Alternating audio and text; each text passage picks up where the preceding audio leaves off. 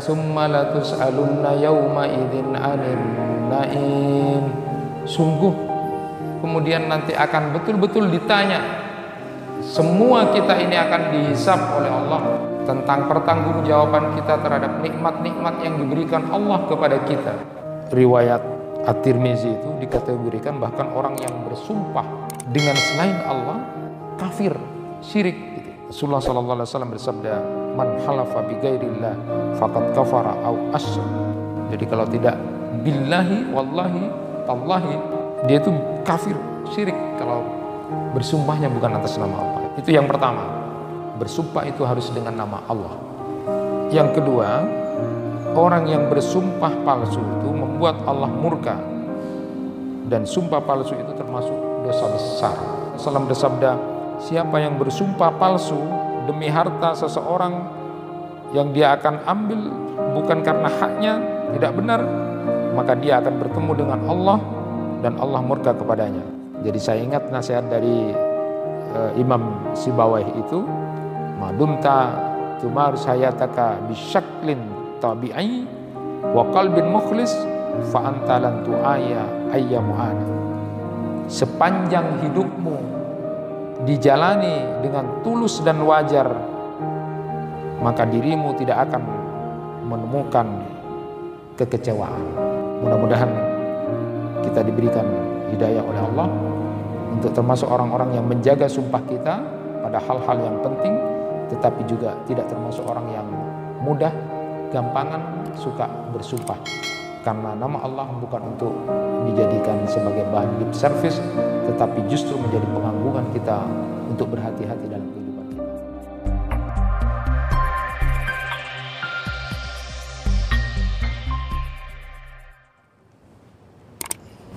Assalamualaikum warahmatullahi wabarakatuh. Alhamdulillahi rabbil alamin. Wa bihi nasta'inu ala umuri dunya waddin. Ashhadu an la ilaha illallah wahdahu la syarika lah wa ashhadu anna Muhammadan abduhu wa rasuluh. Allahumma salli wa sallim wa barik ala nabiyyina Muhammad wa ala alihi wa ashabihi ajma'in. Rabbi shrah li sadri wa yassir li amri wahlul 'uqdatam min lisani yafqahu qawli. Amma ba'du. Bapak-bapak, ibu-ibu, jamaah kuliah subuh yang dirahmati Allah, alhamdulillahirabbil alamin, kita bersyukur pada Allah. Pada hari ini Allah Subhanahu wa taala telah memberikan kenikmatan pada kita yang kalau dalam bahasa hadis itu disebutkan, bila sudah berkumpul yang namanya rasa aman, nyaman, lalu diberikan kesehatan oleh Allah, lalu diberikan rezeki yang cukup hari ini untuk bisa kita makan, maka itu seolah-olah Allah sudah memberikan kepada kita dunia.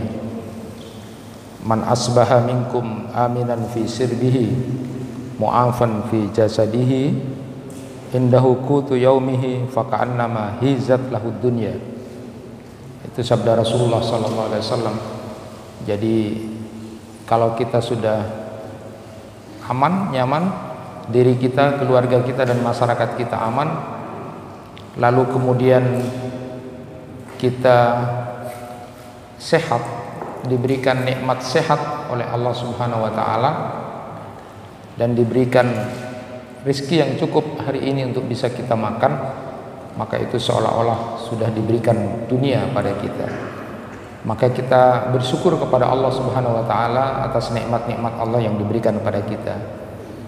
Bapak Ibu sekalian, berbicara sedikit tentang nikmat yang diberikan Allah kepada kita ini, saya teringat apa yang disampaikan oleh Anas bin Malik itu ketika bercerita saat Rasulullah sallallahu alaihi wasallam mendapati wahyu atau dapat wahyu, summa latus'alunna yauma idzin 'anin na'im. Lalu kemudian ada seseorang yang sangat miskin berdiri lalu bertanya kepada Rasulullah sallallahu alaihi wasallam, apakah nanti di akhirat aku akan ditanya oleh Allah, apa yang aku miliki di dunia ini cuma sedikit, seperti itu. Lalu kemudian Rasulullah SAW menjawab, iya, akan ditanya. Kamu memiliki nikmat, bisa berteduh, lalu melihat indahnya rerumputan, lalu air yang sejuk yang kamu minum, itu adalah nikmat. Itu orang miskin. Jadi ketika ada ayat summa latus'alunna yauma idzin 'anil na'im, sungguh kemudian nanti akan betul-betul ditanya, semua kita ini akan dihisab oleh Allah tentang pertanggungjawaban kita terhadap nikmat-nikmat yang diberikan Allah kepada kita. Lalu kemudian ada orang yang merasa tidak punya apa-apa, tanya kepada Rasulullah SAW, apakah yang nanti akan ditanya oleh Allah kepada dia yang tidak punya apa-apa itu? Rasulullah menyatakan, kamu juga akan ditanya.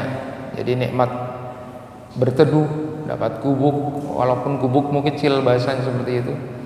Lalu kemudian menikmati alam, lalu air yang sejuk, itu juga akan dimintai tanggung jawab.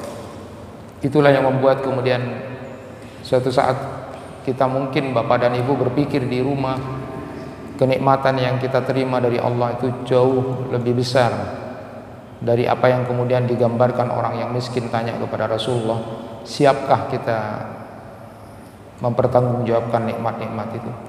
Berapa kali kita sudah merasakan leganya minum air ketika dalam keadaan kehausan, panas siang hari. Berapa kali kita merasakan nikmat makan, nikmat berpakaian yang jauh melebihi yang lain, dan itu akan dihisab oleh Allah. Nah, nikmat-nikmat itu semuanya nanti akan ditanya oleh Allah Subhanahu wa taala.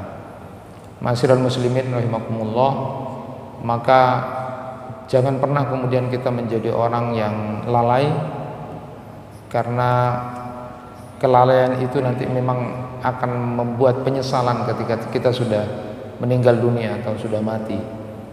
Syekh Sami Al-Musaitiri itu menyatakan begini, orang yang tidur tidak akan sadar bahwa dia sedang bermimpi sebelum dia bangun dari tidurnya. Jadi orang yang tidur bermimpi, dia tidak sadar sedang bermimpi, kecuali kalau dia sudah bangun dari tidurnya. Sama juga, manusia itu banyak yang tidak sadar bahwa dirinya itu lalai, tidak memanfaatkan waktu yang ada yang diberikan Allah kepada dirinya, baru akan sadar bahwa dia lalai kalau sudah mati, kalau sudah hidup di alam lain, lalu kemudian meminta kepada Allah untuk dikembalikan ke dunia dan akan memanfaatkan waktu dengan sebenar-benarnya. Itulah yang disampaikan oleh Sami Al-Musaitiri. Mudah-mudahan kita tidak termasuk orang-orang yang lalai atau orang-orang yang kemudian tidak memanfaatkan waktu dengan sebaik-baiknya. Maka penting apa yang diingatkan oleh Ibnu Hajar Al-Asqalani itu, ketika kita berada di situasi semacam ini, beliau menyampaikan begini, min fawaidil waba'u ta'in taksirul amal wa tahsinul amal wal yaqdah minal ghaflah wa tazawud lirrihlah. Katanya Ibnu Hajar Al-Asqalani itu, beliau menyatakan salah satu di antara bagian-bagian manfaat atau faedah yang muncul ketika ada wabah, ketika ada ta'un, dalam keadaan suasana seperti sekarang ini, maka itu akan memperpendek angan-angan kita, lalu kemudian akan memperbaiki amal-amal kita, lalu kemudian membangunkan kita dari kelalaian, lalu kemudian mempersiapkan diri pada sebuah perjalanan yang sangat penting. Jadi keadaan dan kondisi semacam ini sesungguhnya harusnya memang betul-betul memberikan sebuah perubahan besar buat kita. Perubahan besar apa? Pendekkan angan-angan, lalu kemudian perbaiki amal-amal kita semampang masih diberi kesempatan oleh Allah. Lalu kemudian jangan sampai kita menjadi orang yang lalai atau menyia-nyiakan waktu. Lalu kemudian persiapkanlah, hitung-hitunglah sangu kita untuk sebuah perjalanan besar atau sebuah perjalanan panjang buat kita nantinya. Ma'asyiral muslimin rahimakumullah, saat ini kita akan melanjutkan kaidah yang disampaikan oleh Syekh Al-Muqbil dalam Qawaidul Qur'aniyahnya, yaitu tentang wahfadhu aimanakum, maka jagalah sumpah-sumpah kamu. Beliau mengambil kaidah ini berdasarkan Quran surat Al-Maidah ayat 89, jagalah sumpah-sumpah kamu. Yang beliau terangkan secara singkat, beliau sebutkan yang pertama, bagaimana kita menjaga sumpah. Bagaimana kita menjaga sumpah? Pertama, jaga diri kita ini untuk tidak bersumpah dusta atas nama Allah, karena itu tidak main-main. Kita bisa melihat tidak sedikit orang yang mudah sekali bersumpah atas nama Allah. Bersumpah atas nama Allah. Jangan bersumpah dusta atas nama Allah. Yang kedua, kata beliau, ayat ini memberikan penerangan kepada kita untuk tidak sering-sering bersumpah, atau tidak kemudian sedikit-sedikit sumpah. Dan yang ketiga, kata beliau, bahwa ayat ini menerangkan kepada kita yang bisa dijadikan kaidah dalam keseharian kita, janganlah kita menyalahi sumpah kita. Jadi kalau sudah kadung bersumpah, jangan kemudian menyalahi sumpah kita, kecuali nanti akan diterangkan kapan kita harus merubah sumpah itu. Apa itu sumpah, lalu bagaimana posisi sumpah itu, lalu kapan kita bersumpah, dan bagaimana juga contoh-contoh sumpah itu. Bapak dan Ibu yang dirahmati Allah, saya ingin memulai kajian ini dengan menyampaikan cerita penting tentang sumpah itu. Ada sahabat bernama Abdullah bin Rawahah itu, suatu saat dia terlibat konflik perselisihan, bertengkar dengan kerabatnya juga, familinya juga, bernama Bashir bin Nu'man. Dari pertengkaran atau konflik antara Abdullah bin Rawaha dengan Bashir bin Nu'man ini, kemudian Abdullah bin Rawaha ini bersumpah. Dia bersumpah begini, pokoknya saya tidak akan lagi bicara sama Bashir itu. Saya tidak mau datang lagi ke rumahnya.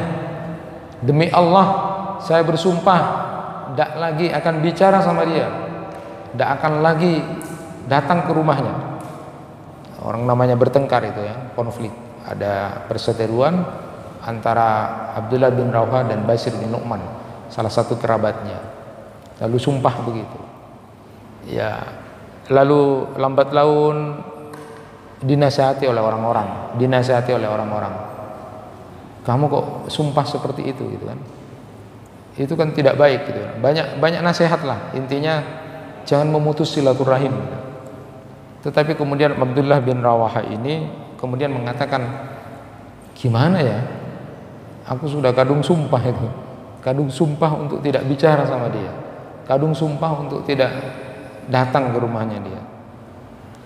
Lalu kemudian Allah Subhanahu wa taala menurunkan ayat 224 Quran surat Al-Baqarah, A'udzu billahi minasyaitonir rajim. Wala taj'alullaha urdatan li aymanakum an tabarru wa tattaqu wa tuslihu bainan nas wallahu sami'un alim. Itulah asbabun nuzul dari ayat ini. Jangan kamu jadikan nama Allah di dalam sumpahmu sebagai penghalang untuk berbuat kebaikan, berbuat ketakwaan, dan mengadakan islah di antara manusia, dan Allah Maha mendengar lagi Maha mengetahui. Nah, sebabun nuzul dari ayat ini menjadi penting buat kita pahami bahwa sumpah juga bisa kita kemudian tebus atau kita langgar. Tapi nanti kita akan bahas. Kalau ada sesuatu yang lebih baik dari sumpah kita, maka kita boleh untuk melanggar atau menebus itu. Contohnya seperti yang terjadi. Ada orang-orang yang sudah bersumpah, engkau tak anu aja, engkau demi Allah, wallahi billahi, engkau tak kira. Ini sering dalam keseharian kita. Nah, kalau itu menjauhkan kita dari sebuah kebaikan, kemaslahatan atau kewajiban, maka sumpah itu harus dilanggar, harus ditebus. Jangan kemudian atas nama Allah kita tetap berada di dalam kejelekan karena ada sesuatu yang lebih baik. Termasuk tadi dia sudah bersumpah untuk tidak bicara sama saudaranya, dia bersumpah untuk tidak datang ke rumahnya karena bertengkar, tapi itu memutus silaturahim dan itu tidak baik. Maka jangan kamu jadikan nama Allah itu seolah-olah kemudian menjadi penghalang kamu untuk melakukan sebuah kebaikan dan ketakwaan kepada Allah, atau kemudian untuk mengislah keadaan manusia yang sedang bertengkar atau tidak baik itu.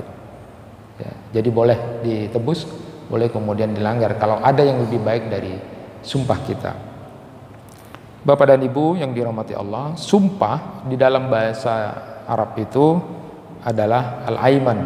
Al-aiman jamak dari al-yamin yang artinya adalah tangan kanan.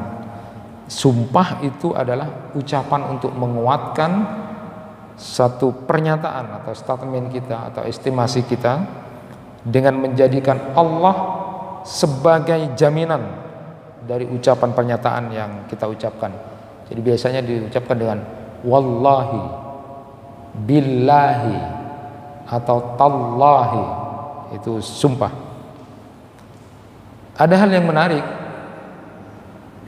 Allah tidak senang, Allah mencela orang yang suka bersumpah.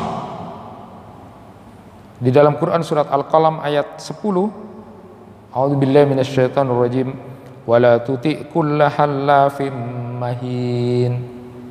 Jangan kamu taat, jangan kamu ngikutin orang yang kerjaannya sedikit-sedikit sumpah. Jadi halaf itu sedikit-sedikit sumpah, sedikit-sedikit sumpah. Ada orang yang begitu. Billahi, hanya persoalan kecil, billahi, wallahi. Mahin, karena dia punya kepribadian yang hina sebenarnya. Jadi jangan kamu taat kepada orang yang kamu lihat dia kesehariannya sedikit-sedikit sumpah, sedikit-sedikit sumpah. Dia punya kepribadian yang hina seperti itu. Allah mencela, Allah tidak senang kepada orang-orang yang sedikit-sedikit bersumpah itu. Kenapa? Imam Fakhrul Razi dalam tafsir Al-Kabirnya beliau menyatakan bahwa kalau orang itu sedikit-sedikit bersumpah itu seolah-olah seperti lip service saja, seolah-olah tidak ada nilai. Nama Allah yang diagungkan dalam sumpah itu tidak ada di dalam hatinya. Sedikit-sedikit sumpah, begitu sangat mudahnya dia merendahkan kalimat Allah yang harusnya diagungkan dengan jaminan kalimat itu, lalu kemudian dia dengan mudah untuk bersumpah, sedikit-sedikit bersumpah. Ini menjadi perhatian buat kita untuk tidak mudah atau sering-sering bersumpah dalam keseharian kita. Kenapa? Karena memang Islam itu memandang sumpah itu adalah hal yang sangat serius. Jadi seseorang tidak boleh bermain-main dengan sumpah itu. Lebih-lebih yang namanya sumpah palsu itu. Karena sumpah itu adalah satu ucapan yang menjadikan Allah sebagai zat yang menjamin kebenaran ucapannya. Dia melakukan sumpah itu. Allah Subhanahu wa taala berfirman dalam Quran surat An-Nahl ayat 91, "Wala tanqudul aymana ba'da tawqidiha wa qad ja'altumullahu 'alaikum kafila." Dan janganlah kamu melanggar sumpah-sumpah kamu sesudah meneguhkannya, sedangkan kamu telah menjadikan Allah sebagai saksi atas diri kamu. Saya termasuk orang yang sering ikut dan hadir dalam urusan sumpah-sumpah itu, terutama pegawai yang kemudian disumpah itu. Demi Allah saya bersumpah, sering sekali. Maka jangan pernah kemudian bermain-main dengan sumpah itu. Atas nama Allah dijadikan saksi atas dirimu, ya. Dan kalimat-kalimat isi dari konten sumpah itu berat sebenarnya. Saya tidak akan begini, tidak akan begini, tidak pernah begini. Walaupun kadang-kadang orang banyak tahu rahasia tentang itu. Itulah beratnya, maka bersumpah itu tidak main-main. Maka kalau saya sampaikan pada kesempatan yang lalu, di antara hal yang membahayakan ketika berada di kekuasaan itu, salah satu di antaranya adalah kemungkinan gulul. Kemungkinan gulul. Sehingga sumpah-sumpah yang kita sampaikan itu seolah-olah menjadi sesuatu yang kecil atau tidak bermanfaat. Ada beberapa hal yang berkaitan dengan sumpah ini yang di dalam beberapa hadis di dalam kitab Riyadhus Shalihin Imam An-Nawawi, saya ambilkan. Pertama, bersumpah itu harus dengan nama Allah, bukan nama bapak, bukan nama ibu, nama nabi, bahkan nama Ka'bah, ruh, langit dan bumi.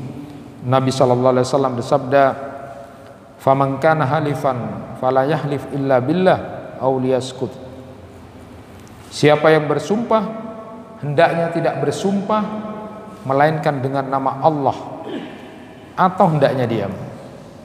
Atau ada hadis yang lebih spesifik yang kemudian ditulis di kitab Riyadhus Shalihin Imam An-Nawawi itu, "Man halafa faqala inni bari'um minal Islam fa in kana kadziban fa huwa kama qala wa in kana shadikan fala yarji ilal Islam bisaliman."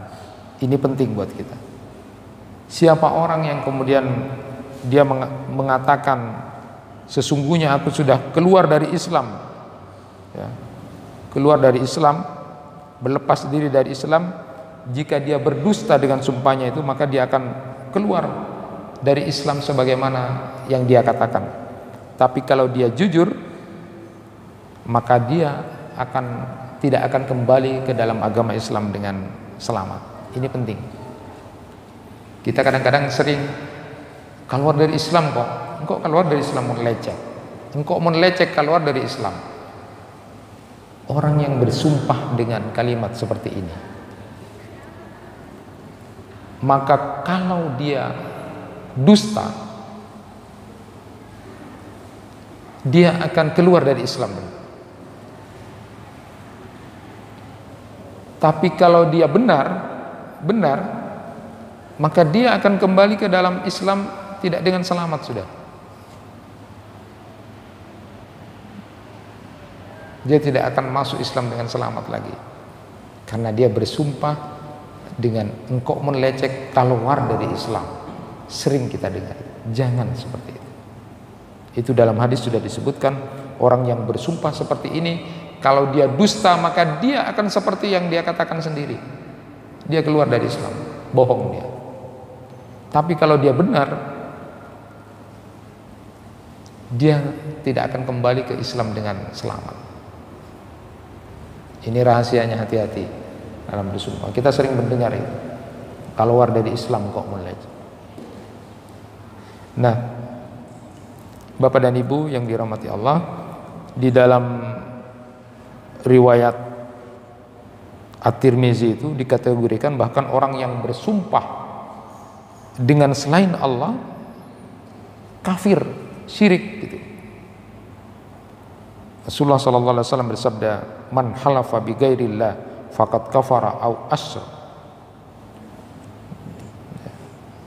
Jadi kalau tidak billahi, wallahi, tallahi, dia itu kafir, syirik kalau bersumpahnya bukan atas nama Allah itu. Itu yang pertama, bersumpah itu harus dengan nama Allah. Yang kedua, orang yang bersumpah palsu itu membuat Allah murka, dan sumpah palsu itu termasuk dosa besar. Man halafa ala mali imri'in bi ghairi haqqihi laqiyallahu wa huwa alaihi ghadban. Summa qara alaina Rasulullah sallallahu alaihi wasallam, innal ladzina yastaruna bi'ahdillahi wa imanin samanan qalila ulaika la khalaqa lahum fil akhirati wa la yukallimuhumullah wa la yanzuru ilaihim yaumal qiyamah wa la yuzakkihim wa lahum adzabun alim. Rasulullah sallallahu alaihi wasallam bersabda, siapa yang bersumpah palsu demi harta seseorang yang dia akan ambil bukan karena haknya, tidak benar, maka dia akan bertemu dengan Allah dan Allah murka kepadanya. Kemudian lalu Rasulullah membaca Quran surat Ali Imran ayat 77 tadi. Jadi ada orang bersumpah hanya untuk ingin hartanya, tidak dengan benar. Dia sumpah, dia Nah, orang-orang seperti ini nanti akan dimurkai oleh Allah, dan nanti di akhirat Allah tidak akan mengajak berbicara orang, tidak dilihat oleh Allah. Salah satu di antara dosa besar kalau kita kemudian bersumpah atas nama Allah, kemudian kita berdusta hanya untuk sebuah kepentingan, hanya untuk sebuah kepentingan dunia. Ketika ada orang Badui datang kepada Nabi lalu bertanya, mal kabair, lalu beliau menjawab al-isyraq billah. Lalu kemudian pada berikutnya Rasulullah menyatakan al-yaminul ghamus, dosa besar itu juga adalah sumpah palsu. Apa yang dimaksud dengan al-yaminul ghamus, sumpah palsu itu? Beliau lalu menjawab alladzi yaqtata'u malam ri'im muslim, yakni biyaminin huwa fiha kadzibun. Orang yang mengambil harta seorang muslim yaitu bersumpah yang di dalamnya dirinya dusta, hanya untuk mendapatkan harta lalu kemudian dia bersumpah atas nama Allah dan itu bohong hanya untuk bisa dia raih. Banyak, tidak sedikit dalam keseharian kadang-kadang orang seperti itu. Maka betul kalau urusan harta itu di akhir zaman itu tidak lagi memikir halal atau haram, bahkan kemudian sumpah atas nama kalimat Allah pun dijadikan barang hiasan bibirnya untuk mendapatkan harta semacam itu. Na'udzubillah min dzalik. Kemudian yang ketiga, seperti yang saya sampaikan tadi, siapa yang terlanjur bersumpah lalu melihat ada yang lebih baik, maka hendaknya dia lakukan yang lebih baik itu, lalu menebus dan membatalkan sumpahnya. Nabi sallallahu alaihi wasallam bersabda, wa idza halafta ala yaminin fara'aita ghairaha khairan minha fa'atil ladzi huwa khair wa kaffir an yamini. Jika engkau bersumpah lalu engkau lihat sesuatu yang lebih baik dari isi sumpahmu, maka lakukan yang lebih baik itu, yang lebih baik dari isi sumpahmu itu, maka itu lebih baik dan bisa kamu tebus sumpahmu itu. Catatan penting bahwa memang sumpah itu lebih afdal, lebih utama, harus kita jalankan atau konsisten, tidak kita rubah.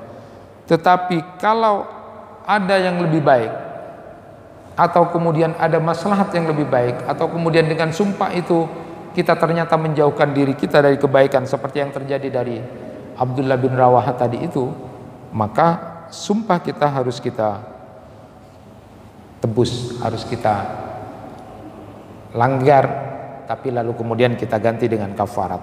Nah, saya ingin menjelaskan ini penting. La ayyalajja ahadukum fi yaminihi fi ahlihi asamulahu indallahi ta'ala min ayyutiya kafaratahu allati faradallahu alaih, muttafaq alaih. Benar-benar salah seorang dari kalian berketetapan hati pada sumpahnya untuk tidak melakukan kebaikan kepada keluarganya, maka itu lebih besar dosanya menurut Allah Ta'ala daripada memberikan tebusan sumpahnya itu sebagaimana yang telah difardukan Allah atas dirinya. Jadi yalaju itu artinya pakai lam fathah itu, jim bertasdid, artinya orang yang berkeras hati, berketetapan hati pada sumpahnya dan tidak mau merubah, tidak mau merubah, tidak mau menebus. Padahal itu sumpahnya jelek. Tak ada tengah boleh karwa, tak caca boleh musora, tak mau begini. Padahal dia memutus tali silaturahim. Lalu dia yalaju itu berkeras hati, sudah dinasihati orang. Maka Rasulullah menyatakan dosanya orang ini jauh lebih besar, karena dia berkeras hati kepada sesuatu yang salah. Dosanya lebih besar, kata Rasulullah, daripada tebusan yang harus dia berikan karena dia merubah sumpahnya itu. Nah, jadi sumpah-sumpah, demi Allah aku tidak akan bicara lagi sama dia, demi Allah saya tidak akan lagi datang ke rumahnya, memutus silaturahmi, demi Allah aku tidak akan lagi membantu kamu. Nah, ini sumpah-sumpah yang kemudian bisa kemudian kita langgar, dan kalau kita bersikeras dengan mengatakan itu sudah kandung sumpah, itu kesalahan besar.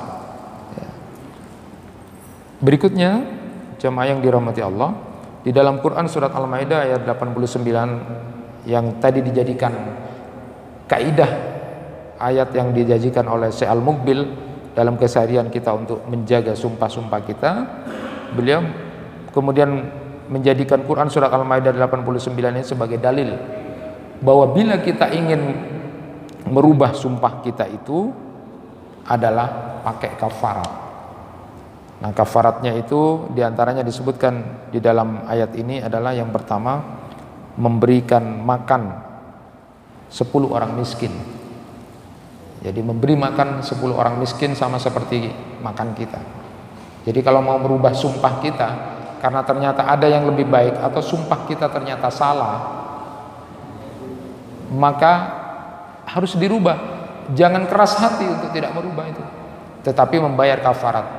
Boleh, diantaranya adalah memberi makan 10 orang miskin, atau memberi pakaian, atau memerdekakan budak. Kalau tidak mampu atau tidak bisa, maka boleh diganti juga dengan puasa 3 hari, tidak harus berturut-turut. Jadi kalau bapak dan ibu sudah kandung asompa, tapi ternyata sumpah itu demi Allah itu kemudian ada yang lebih baik atau salah, maka boleh kemudian ditebus, daripada kemudian kita harus menanggung sesuatu yang tidak baik dengan sumpah kita, tapi bayar kafarat untuk kita langgar. Contohnya tadi, puasa 3 hari, tidak harus berturut-turut, lalu kemudian merubah, akhirnya bicara, datang ke rumahnya, membangun silaturahim lagi. Jangan jadikan nama Allah sebagai hijab untuk menghalangi kamu melakukan sebuah kebaikan, ketakwaan, atau islah antara sesama manusia. Itu yang kemudian disebutkan di dalam ayat yang saya bacakan tadi. Berikutnya lagi, di dalam kitab Riyadhus Shalihin itu saya ambil dalam konteks sumpah dalam jual beli atau perniagaan. Ini penting. Bapak dan ibu mungkin tidak terlepas dari jual beli, walaupun bukan pedagang yang murni sebagai buka toko dan sebagainya, tapi ini penting untuk kita sama-sama ketahui.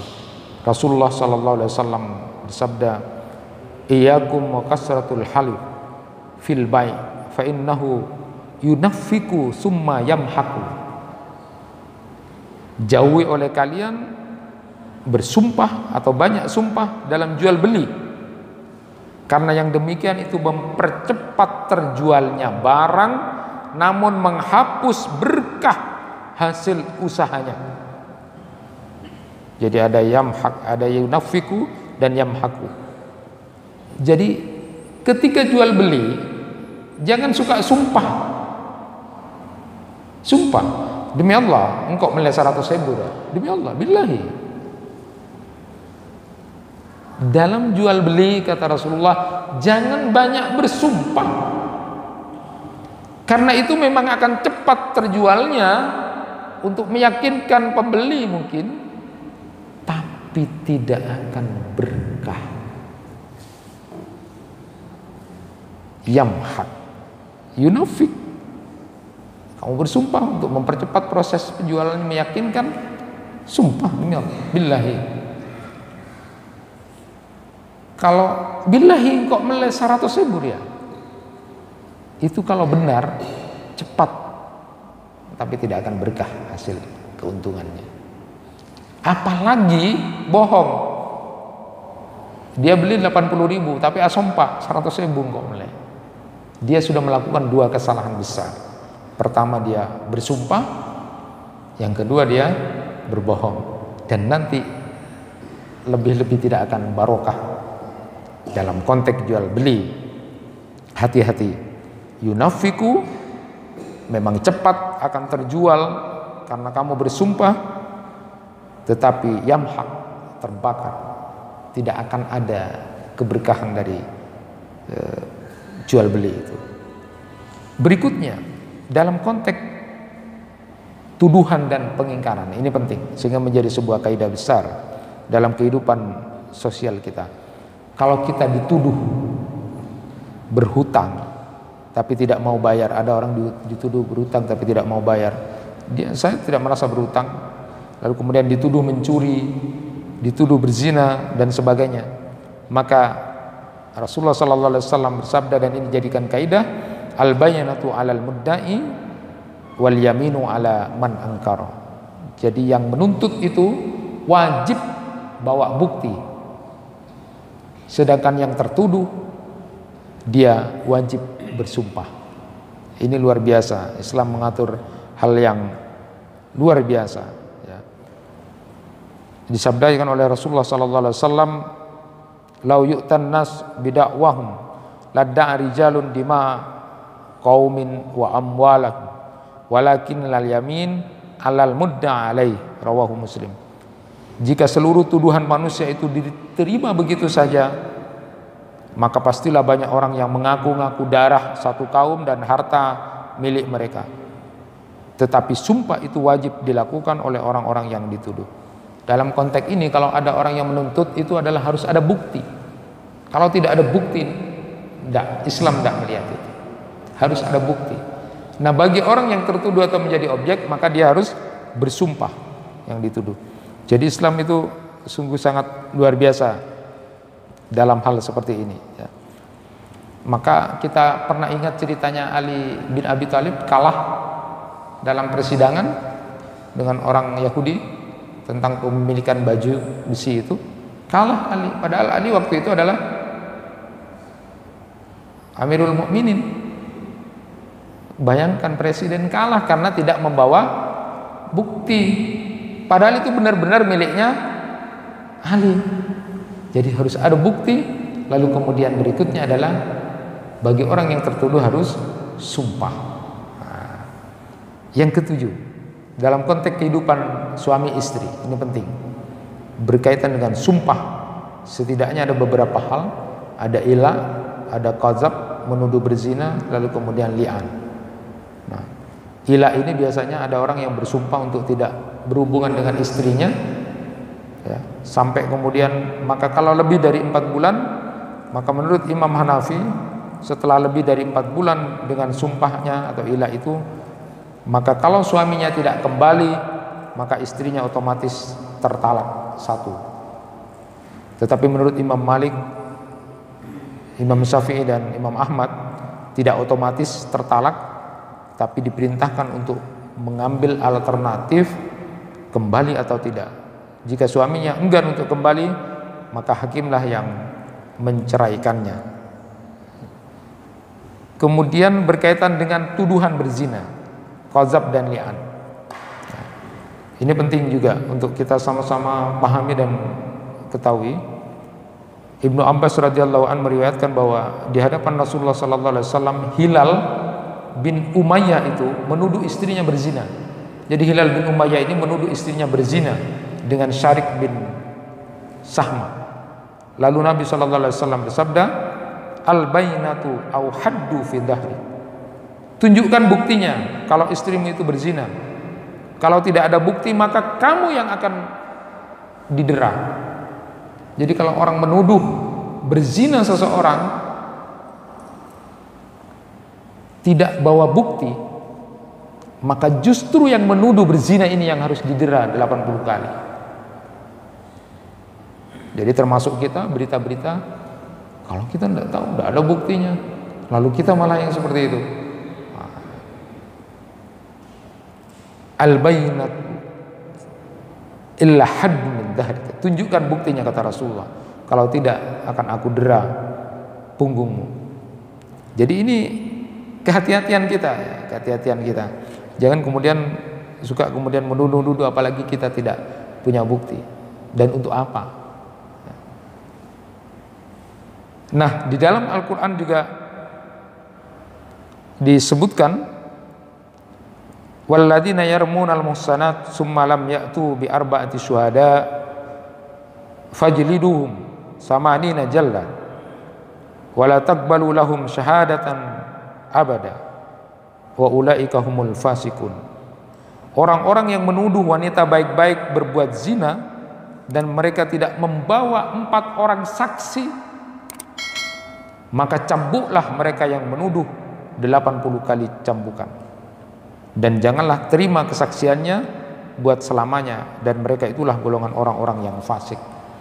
Sampai-sampai juga ada orang, ayat ini memberikan kepada kita untuk mengingatkan untuk tidak saling membuka aib.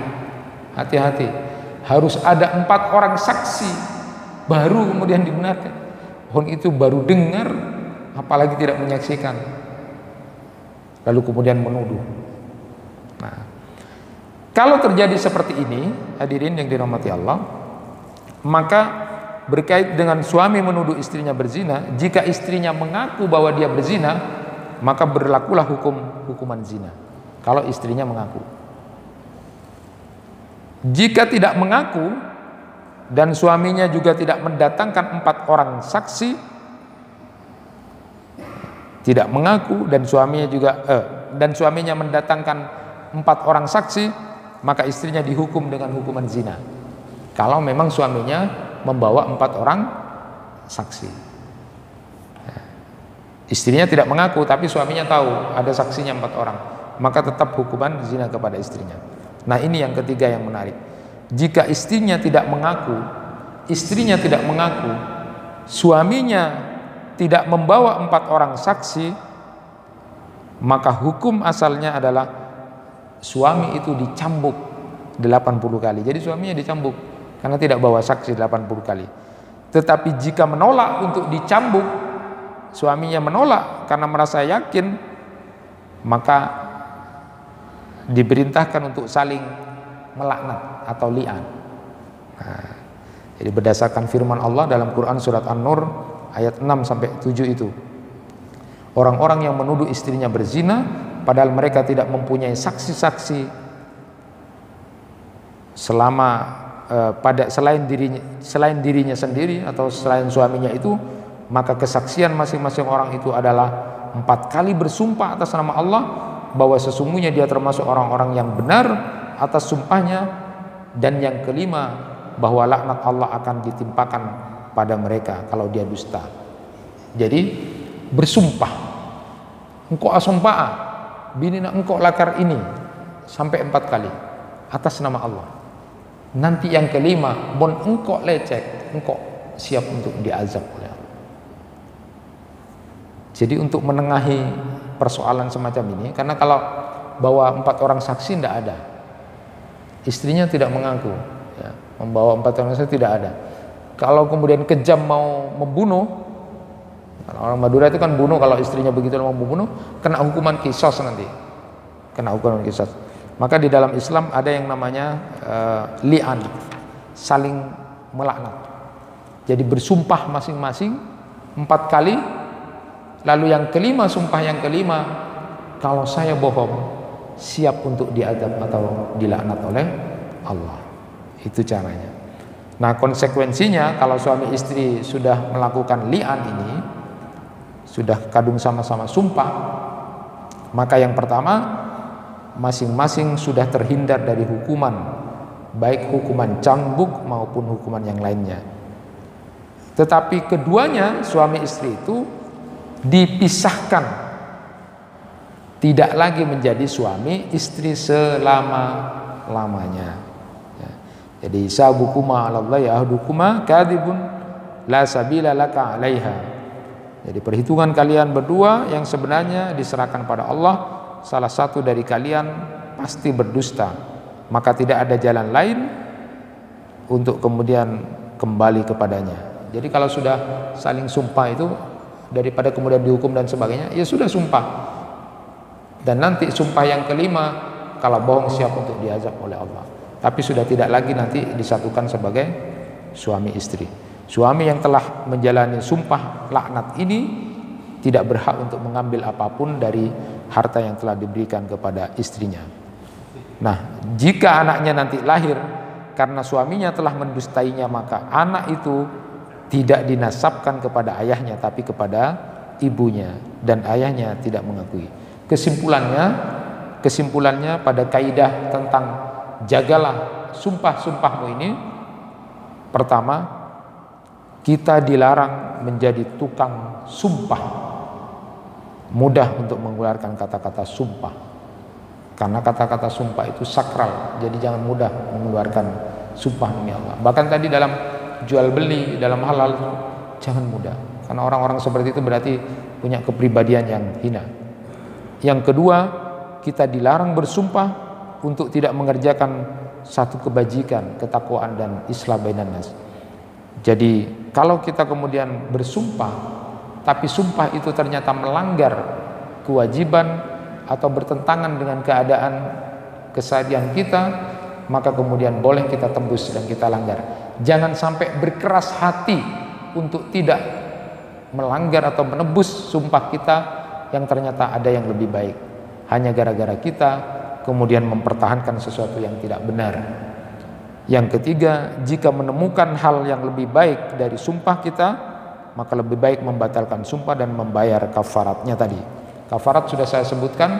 Kafarat dari sumpah itu adalah boleh memberikan 10 orang miskin, atau memberikan pakaian, atau membebaskan budak, atau puasa 3 hari walaupun tidak harus berturut-turut. Syariat Islam itu sangat indah dan adil dalam mengatur kaidah-kaidah hukum, terutama kaidah penuduh harus bawa bukti, penuntut harus bawa bukti, sedangkan orang yang tertuduh atau menjadi objek dengan sumpah. Jadi saya ingat nasihat dari Imam Sibawayh itu, madumta tumarus hayataka bisyaklin tabi'i wa qalbin mukhlis fa anta lan tu'aya ayyamu ana. Sepanjang hidupmu dijalani dengan tulus dan wajar, maka dirimu tidak akan menemukan kekecewaan. Mudah-mudahan kita diberikan hidayah oleh Allah untuk termasuk orang-orang yang menjaga sumpah kita pada hal-hal yang penting, tetapi juga tidak termasuk orang yang mudah, gampangan, suka bersumpah. Karena nama Allah bukan untuk dijadikan sebagai bahan lip service, tetapi justru menjadi penganggungan kita untuk berhati-hati dalam kehidupan kita. Itu yang bisa disampaikan, mudah-mudahan bermanfaat. Subhanakallahumma bihamdika asyhadu an la ilaha illa anta astaghfiruka wa atubu ilaik. Kurang lebihnya mohon maaf. Wassalamualaikum warahmatullahi wabarakatuh.